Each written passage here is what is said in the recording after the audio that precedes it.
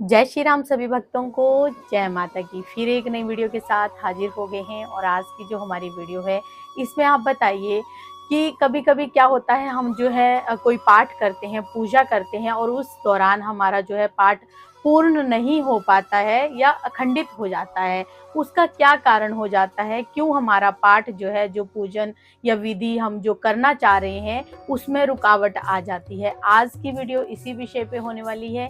हमारे साथ अंत तक बने रहिए, तभी आपको सारी वीडियो समझ में आएगी।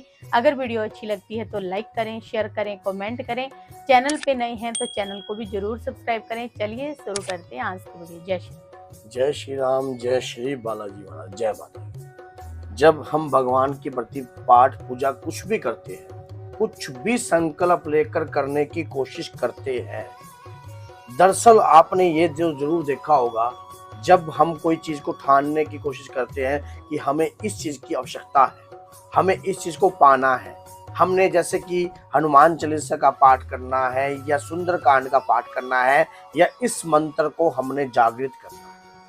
जब भी आपके मन में इस प्रकार की अवस्थाएं या इस प्रकार के आपके मन में एक उद्देश्य पूर्ण होने की इच्छा प्रकट हो जाती है, उद्देश्य को पूर्ण करने की इच्छा प्रकट हो जाती है, तो आपके बीच में आते ही वो पाठ पूजा जो है आपकी वो खंडित होने लग जाती है।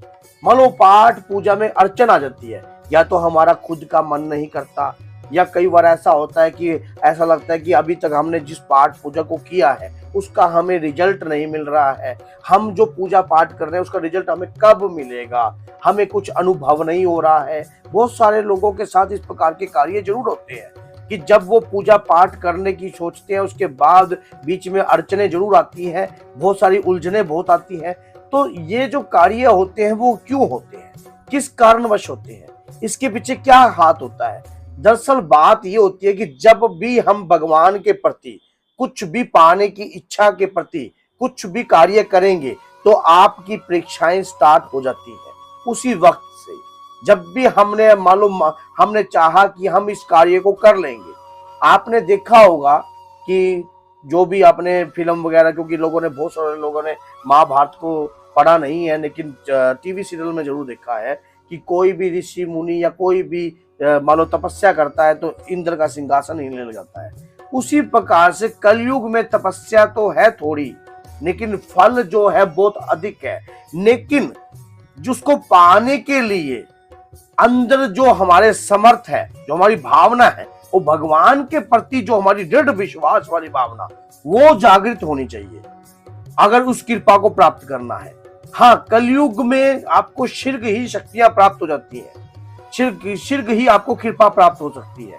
41 डेज के अंदर अगर आप किसी भी मंत्र को जागृत करने की कोशिश करते हो तो वो मंत्र भी जागृत हो सकता है।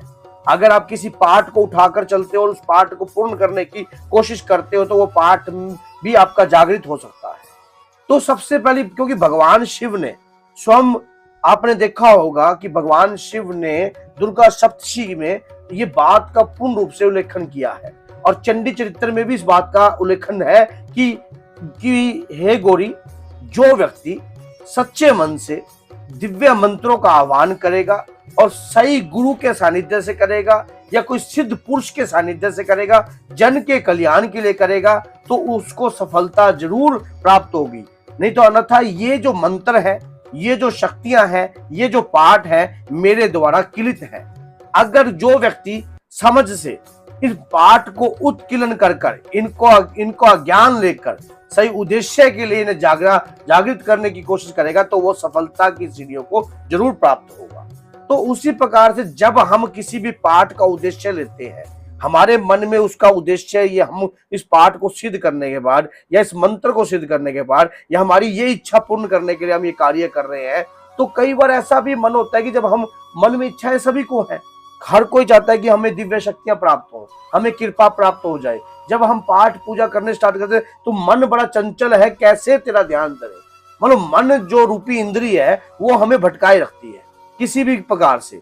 जैसे हमने मंत्रों की माला का जाप कर रहे हैं, लगातार मंत्र जाप कर रहे हैं, लेकिन हमारा जो मन रूपी इंद्रिय है वो इतनी चंचल है, इतनी तीव्र है, वो हमारे मन को अपने इष्ट के प्रति समर्पित होने ही नहीं देती। उसका कार्य यही है हमारे शरीर के साथ खिलवाड़ करना। हमारे शरीर को एक ही जगह एकाकार होने नहीं देती, उस एकाकार के मान लो ध्यान में हमें जाने नहीं देती। तो जिससे कारण हमारे पाठ में विघ्न आते हैं, हमारे पाठ में अड़चन आती है। हम कोई मंत्र का जाप करते हैं, किसी शक्ति को आह्वान करने की कोशिश करते हैं, तो रास्ते में कहीं ना कहीं हम बीच में अड़ते जरूर हैं। ऐसा बहुत सारे लोगों के साथ होता होगा। एक भक्त ने तो मेरे को अभी मान लो हनुमान जन्मोत्सव पे एक साधना के दौरान उसने बताया कि जैसे ही मैं मान लो बिल्कुल अपना स्नान आदि कर मैं पाठ करने के लिए बैठा हनुमान जी के, मैंने प्रण किया था कि आज की रात्रि मैं कम से कम 108 पाठ जो है हनुमान चालीसा के मैं पूर्ण करूंगा। कहते कि गुरुजी जैसे ही मैं 21 पाठ तक पहुंचा तो मेरे पेट में दर्द होने लगा, और जैसा कि मैंने आपकी वीडियो को देखा था कि मैंने अपनी बॉडी को पूर्ण रूप से मान लो कम आहार लेकर ही मैं पाठ कर रहा था, और जिस दौरान मान लो मैं पाठ कर रहा था मेरे पेट में दर्द होने लगा, मान लो जैसे मरोड़ा सा मरने लगा ऐसे ही। और ध्यान जो था भगवान के प्रति, जो पाठ के प्रति था, वो विचलित हो गया। थोड़ी देर बाद मैं क्या देखता हूँ गुरुजी कि वो जो पेट में दर्द था वो खत्म हो गया। फिर उसके बाद क्या होता है कि मेरा ध्यान एकदम, मैंने किसी से पैसे लेने थे, वो ध्यान जो था मेरा उसके पैसों की तरफ चला गया। फिर थोड़ी देर बाद क्या होता है कि गुरुजी की मैं जब पाठ मान लो कर रहा हूं कि ऐसा मन में ऐसा भय महसूस होता है कि पीछे से कोई ऐसे कि मुझे छूने की कोशिश कर रहा है। तो ऐसा क्यों हो रहा है गुरुजी, किस कार्य से हो रहा है? तो सबसे बड़ी बात ये होती है कि जिस दिन आप भगवान के प्रति अपने आप को समर्पित करने की कोशिश करते हो, या कोई मंत्र को सिद्ध करने की कोशिश करते हो, या कोई शक्ति का आह्वान करने की कोशिश करते हो, तो हमारी मन रूपी जो इंद्री है वो इतनी विचलित हो जाती है, इतनी विचलित हो जाती है, इतनी तीव्र गति उसकी, माना जाता है कि मन रूपी इंद्री की जो तीव्र गति है ना, उसका अनुमान नहीं लगाया जा सकता। आप अभी आंखें बंद करके देखो, आप कुछ भी कल्पना करोगे, उसी कल्पना को अपनी आंखों में पालोगे। इतनी फास्ट, इतनी तीव्र कि पूछो मत।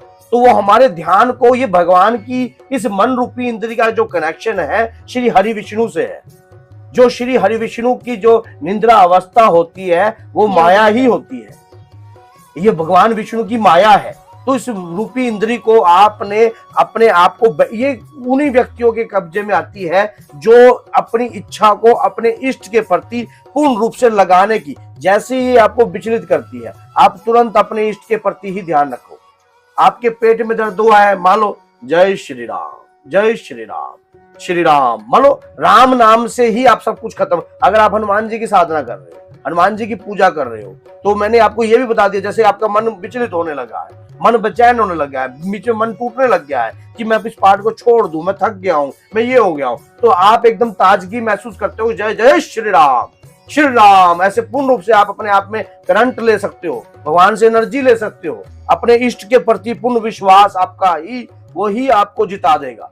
और अन्यथा नहीं तो ये इंद्री जो है, आपका जो मन है, यही हथियार जो है भगवान का है, ये आपका कंट्रोल नहीं होगा, ये आपको घुमाए रखेगा। यही सुबह से लेकर शाम तक यही मन जो है विचलित रहता है हमारा। तो इसी प्रकार से अगर आप भगवान की पूजा कर रहे हो, पाठ कर रहे हो, अगर आपका भटकाव होता है, तो सबसे पहले अपनी बॉडी का संतुलन करके चलना है। और कुछ भी करो, अब जैसे पुरुषोत्तम मास चल रहा है, मल मास चल रहा है, इस समय पे जो पूजा याचना की जाती है उसमें भी आपका भटकाव हो सकता है। तो इसीलिए मैंने ये वीडियो जो आपके लिए बनाई है, ताकि आपका भटकाव ना हो, आप अपने उद्देश्य में पूर्ण रूप से आप जागृत रहें और सफलता की सीढ़ी ऐसे ही प्राप्त करते रहें। तो बोलिए जय सीताराम, जय श्री बालाजी, जय माता।